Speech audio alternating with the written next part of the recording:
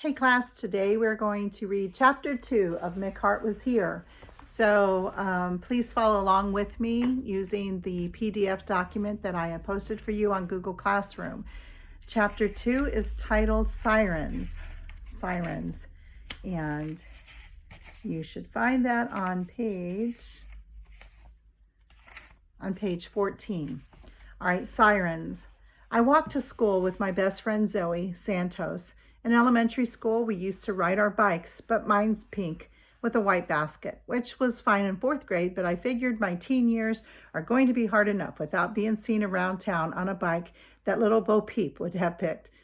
Mick didn't have that problem. His bike was black and chrome, which is why he could still ride it to school and not look like a complete doofus.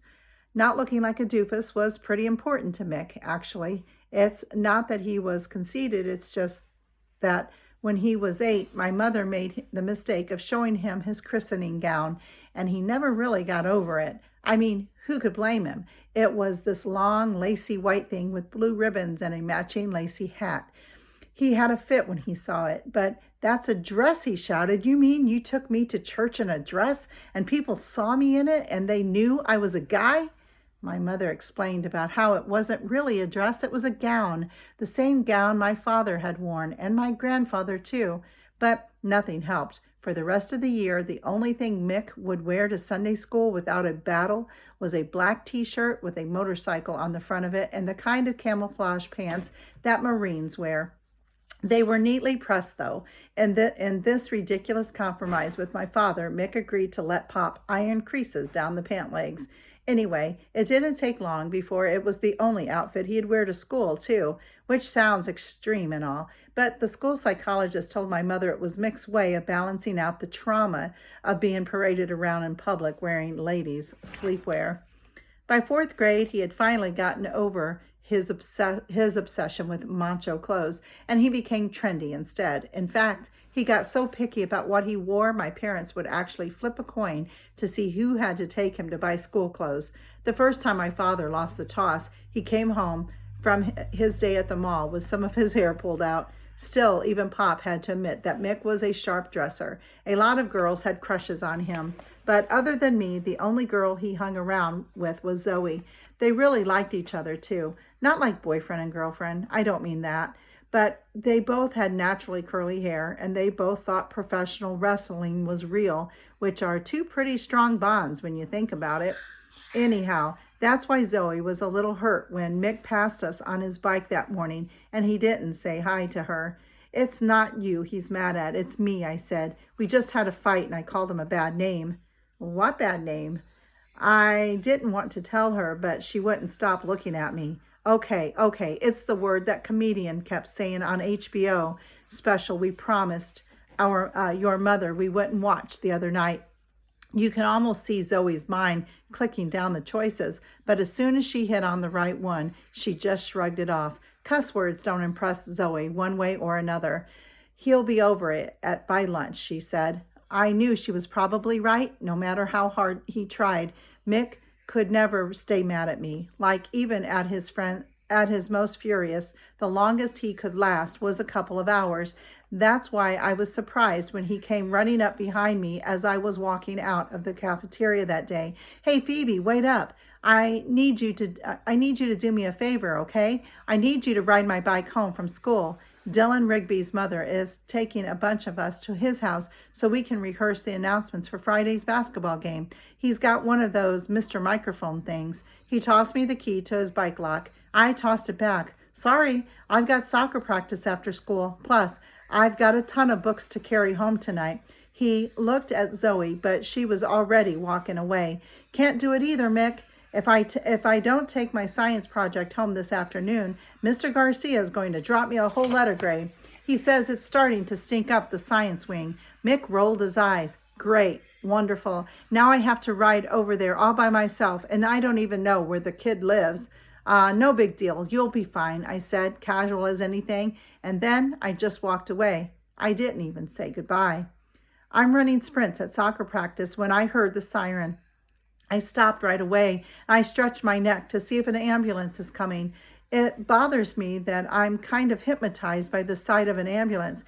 I don't want to be one of those creeps who gawk at accident scenes, but I am, I think, because as soon as I see the flashing red lights appear over the fence, I can't take my eyes off of it. And so, like always, I just cover my ears and I watch it come. The ambulance is getting close to the soccer field now, but instead of speeding past, it seems to be slowing down. When it slows even more and turns the corner in front of the building, my stomach starts to churn. I don't like having the ambulance turn there. By now, it should be speeding off to someone else's neighborhood, a neighborhood where I don't know anybody.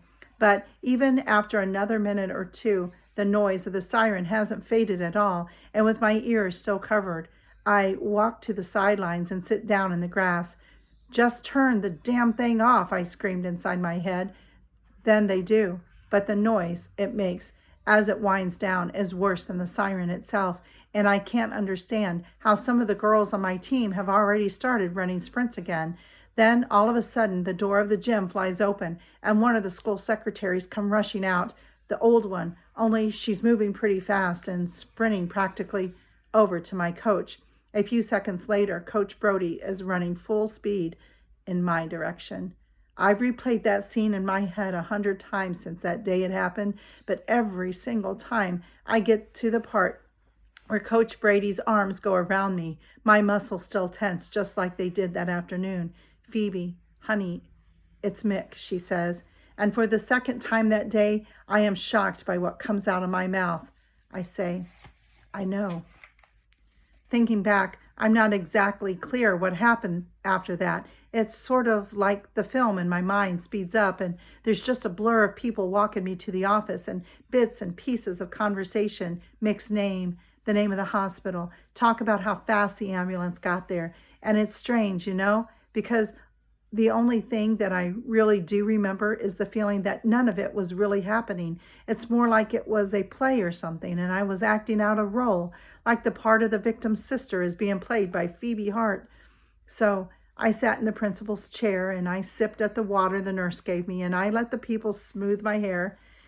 And I remember thinking how weird it was that instead of crying, I kept focusing on stupid stuff like how the nurse's zipper was halfway down and how the principal, Mrs. Berryhill, could use a tic-tac.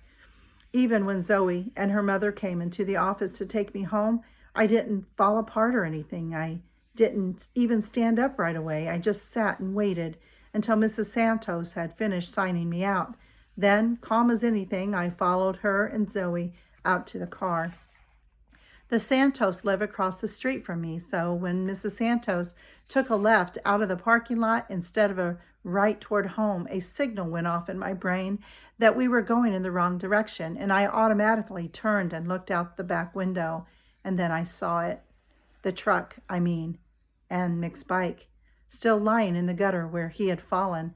I remembered making a noise then, this awful noise that didn't sound like me at all, but like one of those old women that you see on the news sometimes, one of those crying old women at the scene of some terrible natural disaster. Zoe's arm went around me, but when she tried to talk, her voice was shaky and it kept breaking. "Oh God, Phoebe, please don't cry. Everything's going to be okay. I swear it is." I pushed her away. "Stop it," I said. It sounds mean. I know it does. But the idea that anyone could comfort me was almost insulting if you want to know the truth.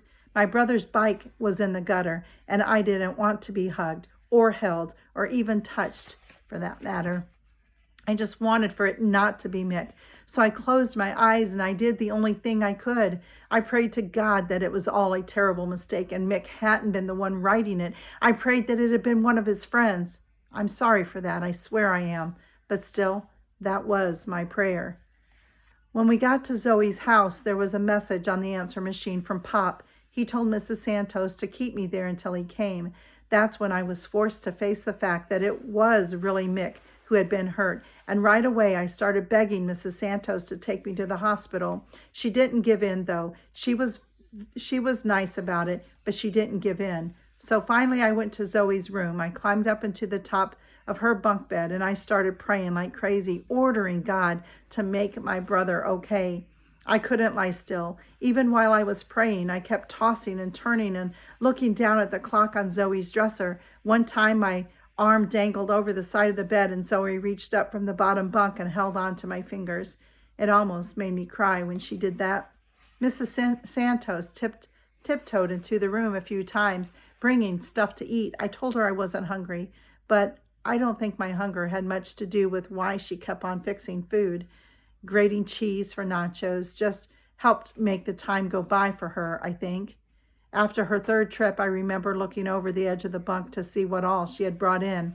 Besides the nachos, there was a pitcher of lemonade and chips and homemade salsa, 4 blueberry muffins, a bunch of grapes, and a pack of ho-hos. I'm not kidding. It was like a real meal that Henry VIII would have eaten or something, would eat or something. Henry VIII was that big fat glutton king of England with all of his wives. You've probably seen actors play him on TV. He's almost always shown gnawing on a turkey leg or with a slab of roast beef hanging out of his mouth or something. I wouldn't be such an expert on him, but Mick was Henry VIII for Halloween in 5th grade. That was the year he attached his beard with super glue and ended up wearing it to school for a week. Mick always dressed up as people you'd never think of in a million years. Like in 6th grade, he went as Clarence Birdseye, the father of the frozen food industry. And last October, he was Thomas Crapper, the guy who invented the modern-day flush toilet. It killed me remembering that. Remember last Halloween? Remember Mick? I'm sure Zoe was sort of shocked by the question. She didn't answer. I mean, she couldn't, not without laughing. Come on, Zoe, you remember. I don't know why I wanted to hear her say it. I just did. Finally, she made the attempt. Thomas Crap. But even before the crapper was out of her mouth, she busted out laughing. And then I did too, which probably sounds terrible and all, but I promise it wasn't. Thanks for listening.